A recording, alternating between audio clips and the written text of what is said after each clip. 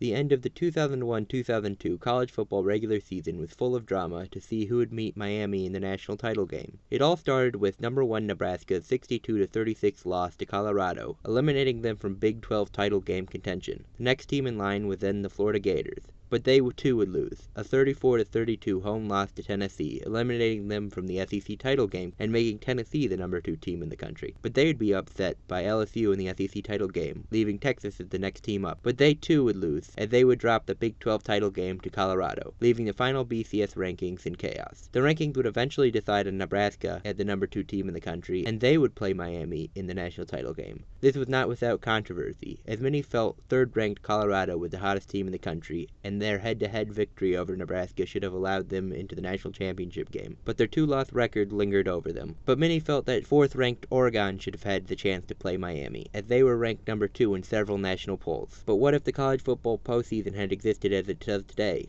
and there was a 4-team playoff, and all these teams had the chance at the national title?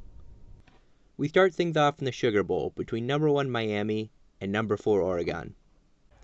After a scoreless first half, Ken Dorsey would find Clinton Portis over the middle for the first points of the game.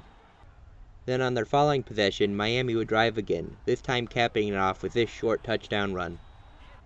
And that would do it. Miami shuts out Oregon to advance to the national championship game in Pasadena, California, at the Rose Bowl. We now move over to the Cotton Bowl, with a rematch of the game that started all this BCS drama. Will Colorado continue their hot streak, or will Nebraska enact their revenge?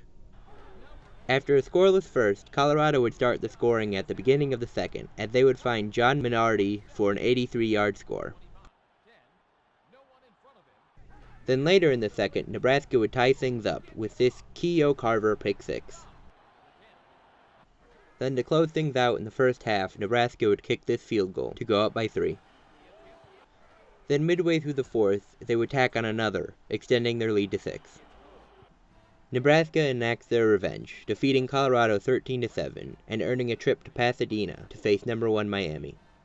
Number 1 Miami versus number 2 Nebraska in the Rose Bowl. As this was a game that actually occurred in real life, that means the same result occurs, and Miami wins their 5th national title.